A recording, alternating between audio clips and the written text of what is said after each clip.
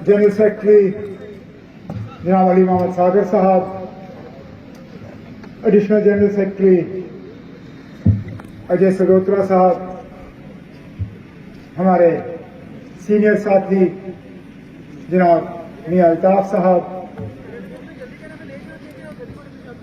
Central secretary, आज के programme के हमारे मेजबान और आपके हर दिल अजीज लीडर जनाब सुरेंद्र चौधरी साहब, सूबाई सदर जम्मू रतनलाल गुप्ता साहब, सूबाई सदर कश्मीर नासिर असलम वानी साहब, जोन सदर पीर पंचाल जावेद राना साहब, सूबाई सदर यूथ एजाज जान साहब, डीडीसी चेयरमैन रजौरी जनाब नसीम लियाकत साहब, यहाँ स्टेज पर तमाम हमारे सीनियर ज़ोमा किराम साथी, यहाँ पे आए हुए भाइयों बहनों बुजुर्गों, आप सबको मेरे तरफ से अस्सलाम वालेकुम, आदाब और सत श्री अकाल।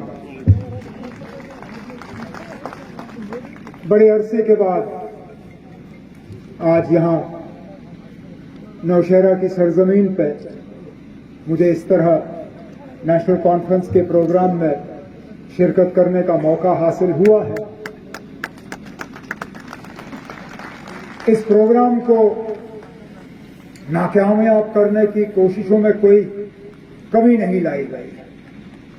ये इस बहादुर लीडर की हिम्मत है कि उन साजिशों के बावजूद भी इन्होंने हिम्मत नहीं हारी और डट के कायम रहे कि ये प्रोग्राम होना ही होना है। नहीं तो रास्ते में रुकावट कई सारे पेश किए गए।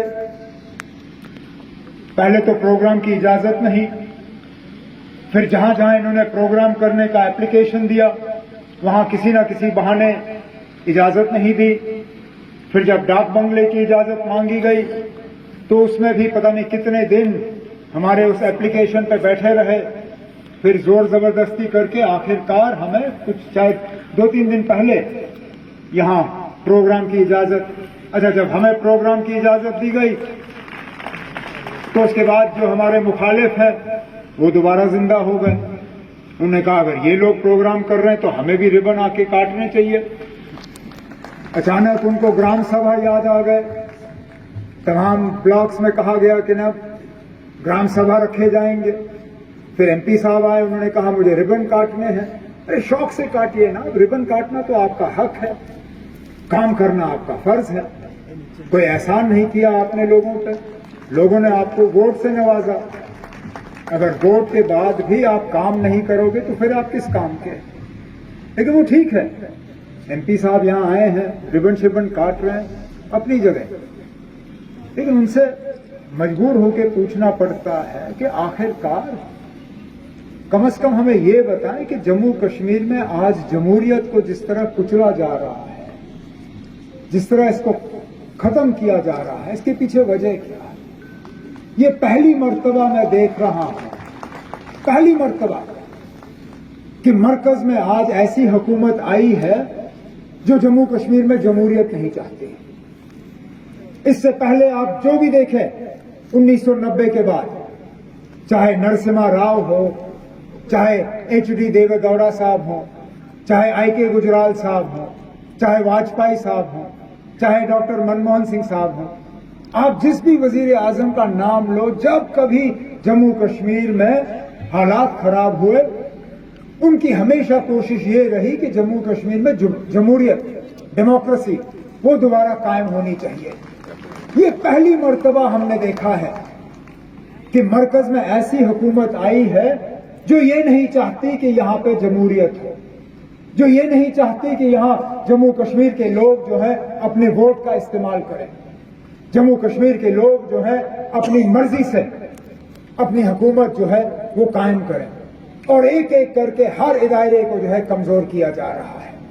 कल तक तो ये कहते थे कि पंचायतें हैं, अब जनवरी में पंचायतें भी खत्म होंगी। जो आपके अर्बन लोकल बॉडीज, म्यूनिसिपैलिटीज हैं, उनको भी एक एक करके खत्म किया हुआ है। जम्मू कश्मीर की असेंबली को खत्म हुए 2018 में खत्म हुआ, आज 23 साल खत्म हो रहा है, जमहूरियत कहीं नहीं। और फिर जैसे सदोत्रा साहब ने कहा, ये लोग दावा करते हैं डबल इंजन। अरे जनाब, डबल इंजन की तब बात हो जब उस डबल इंजन का फायदा यहां के आवाम को पहुंचे। सरकारी मुलाजिम आज परेशान, सरकारी मुलाजिम को अपना जीपी फंड तक नहीं मिलता। जिस जीपी फंड पे हर सरकारी मुलाजिम को उसका हक होता है, जीपी फंड अपनी जगह। डेली वेजर परेशान, वो डेली वेजर जिसको रेगुलराइज करने का तमाम फाइल तैयार करके रखा हुआ था 2014 से पहले, उसकी सर्वे कराई गई थी, नंबर तय हुआ था, डेली वेजर को रेगुलराइज करने का सारा तौर तरीका सब फिट। ऊपर वाले ने चाहा नहीं था उस वक्त 2014 में हमारी हुकूमत बनना, मामला वहीं रुका। महंगाई, वो कौन सी ऐसी चीज है जिसकी कीमत आज आसमान तक नहीं पहुंची। मुफ्त के चूल्हे बांटे इन्होंने, कहा कि अब घरों में लकड़ी नहीं जलाई जाएगी, चूल्हे बांटे गए।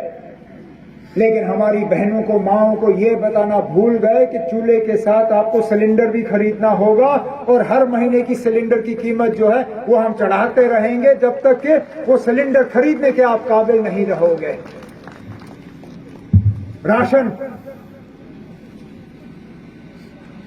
आज राशन हासिल करने के लिए कितनी तकलीफ, और राशन का जो स्केल है एक एक करके उसको कम किया गया।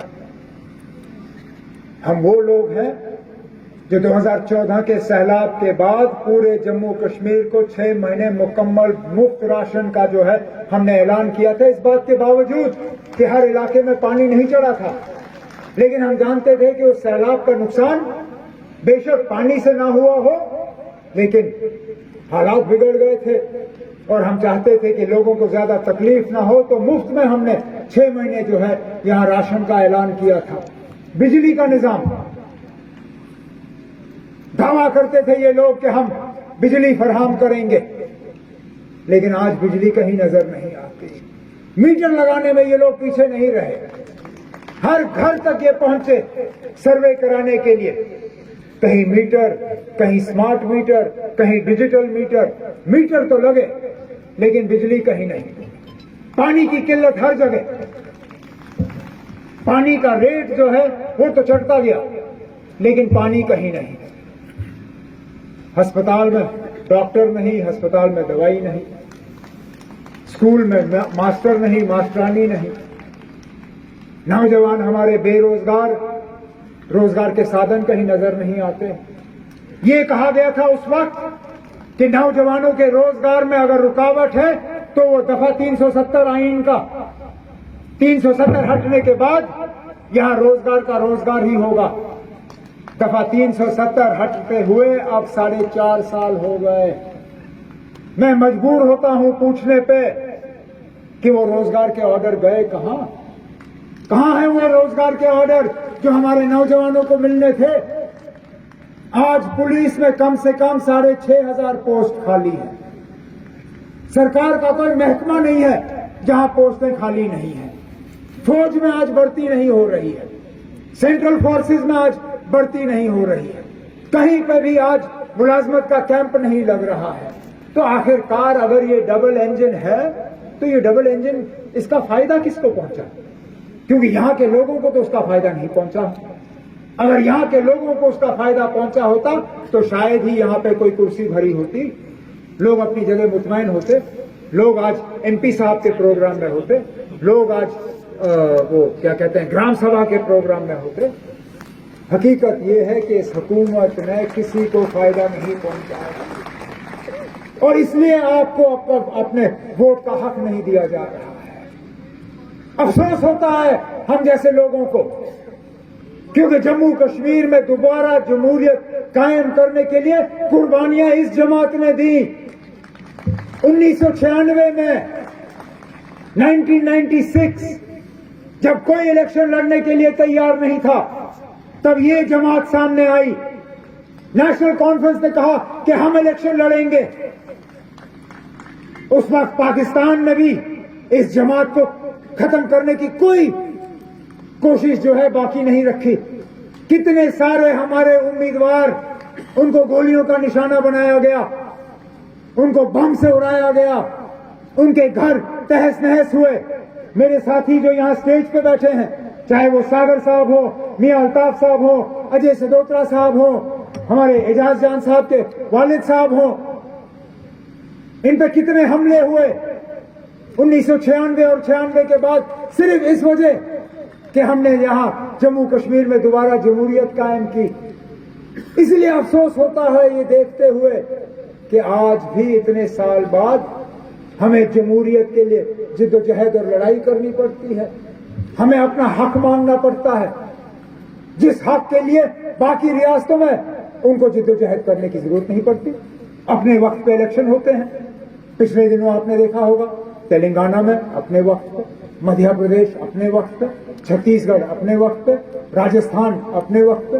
कल वोटों की गिनती होगी और वहां हुकूमत बनेगी। आखिरकार हमारी क्या खता है? क्या गलती है हमारी? क्या हमारी गलती यही है कि हम आपके नारों पर नहीं आए? क्या हमारी गलती यही है कि हम मजहब में नहीं बटे? क्या हमारी गलती यही है कि हमने हिंदू मुस्लिम सिख इत्तेहाद का नारा जो है उसको जिंदा रखा? हमने यहां नफरत की जो इंजेक्शन इन्होंने डालने की कोशिश की उसको कामयाब होने नहीं दिया। हमारी खता यही है कि हम कहते हैं कि हिंदुस्तान तब तक मजबूत है जब तक हर मजहब के लोग आपस में भाईचारे में नहीं रहते। अरे पिछले दिनों तो ये साबित हुआ जब उत्तराखंड में पहाड़ गिरा और वहां टनल में लोग फंसे। टनल में से जब लोगों को निकालने की जरूरत पड़ी तो कौन गए अंदर? उसमें मुसलमान भी गए, हिंदू भी गए। जब उनके मशीन फेल हुए, दुनिया भर से उन्होंने मशीनें लाई, जब उनके मशीन उन मजदूरों को निकालने में नाकामयाब हुए तो उन्होंने लोगों को वहां सुरंग खोदने में भेजा। खोदने वाले हिंदू भी थे, मुसलमान भी थे।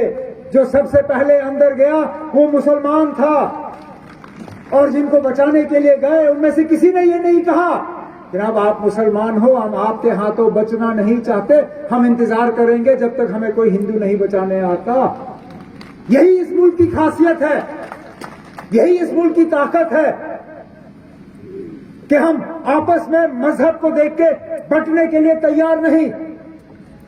हालांकि बराबर कोशिश की जाती है, हमें लड़वाने की कोशिश की जाती है, हमें अलग करने की कोशिश की जाती है। यहां जब सीटों का नक्शा दोबारा ये खींचा गया डिलिमिटेशन के तहत, समझ में नहीं आया क्या सोच के किया इन्होंने। सुंदरबनी नौशहरा एक कॉन्स्टिट्यूएंसी थी, कालाकोट एक। अगर अलग करना था तो सुंदरबनी के लोगों ने कहा था कि हमें अलग सीट दे दीजिए। अलग सीट उनको देना नहीं था। नौशहरा से सुंदरबनी काट के कालाकोट के साथ जोड़ा, ठीक है, वो भी आपने कर लिया। अब जब पार्लियामेंट की सीट पे बात आई तो ये इलाका काट के अनंतनाग के साथ डाला। उसमें भी सुंदरबनी कालाकोट को एक जम्मू के साथ रखा। नौशहरा और रजौरी का जो बाकी ऊपर का इलाका है पुंछ के साथ, वो अनंतनाग के साथ डाला। अब कोई मुझे समझाए ना, अब इसके पीछे वजह क्या समझ के किया, क्या सोच के किया, समझ में नहीं आता। लेकिन इतना मैं आपसे जरूर कहूंगा, जो होता है अच्छे के लिए होता है। आपका जम्मू का एमपी आपको दिखता नहीं था, जम्मू का एमपी आपसे वोट लेता था, फिर आपके काम नहीं होते थे। लेकिन इस बार मैं आपको यकीन से कहता हूं, नेशनल कॉन्फ्रेंस का उम्मीदवार यहां से वो होगा जो नौशहरा में भी दिखेगा, जो रजौरी में भी दिखेगा, जो पुंछ में भी दिखेगा, जो अनंतनाग में दिखेगा, जो कुलगाम में दिखेगा, जो वच्ची में दिखेगा।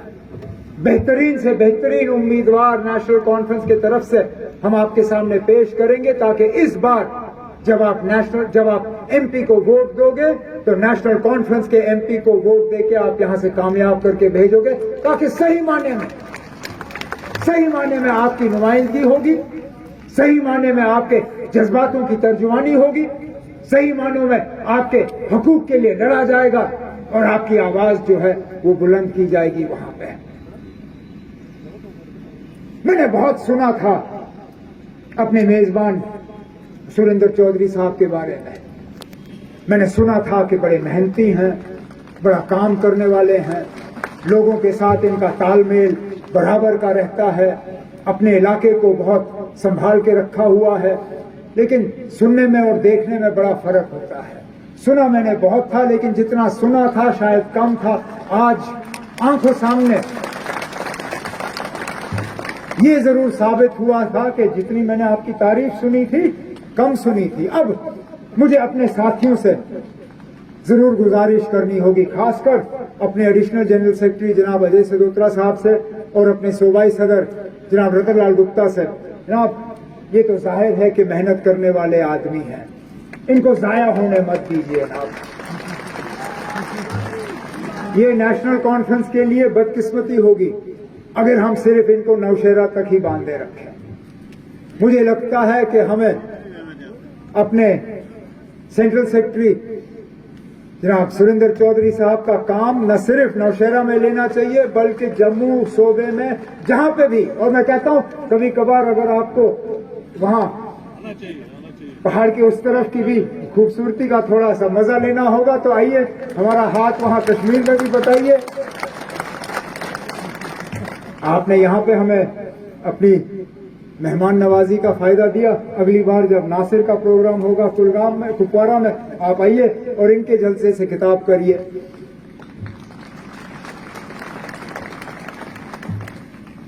मैं आप लोगों को सिर्फ एक यकीन दिलाना चाहता हूं, क्योंकि काम तो यहां बहुत गिने गए, चाहे वो कॉलेजेस के हिसाब से हो, चाहे बाकी चीजों के हिसाब से हो, करना बहुत कुछ है।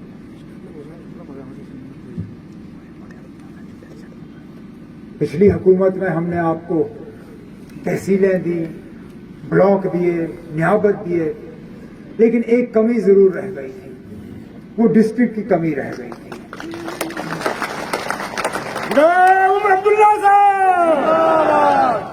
मौका मिलेगा, ऊपर वाले ने चाहा और एमएलए हमारा अपना होगा। वो जो पिछली बार कमी रह गई थी, आगे जाके वो कमी भी हम पूरी करके आपको दे देंगे। उम्मीद सिर्फ यही है कि इस झंडे को आप मजबूती से थाम के रखें।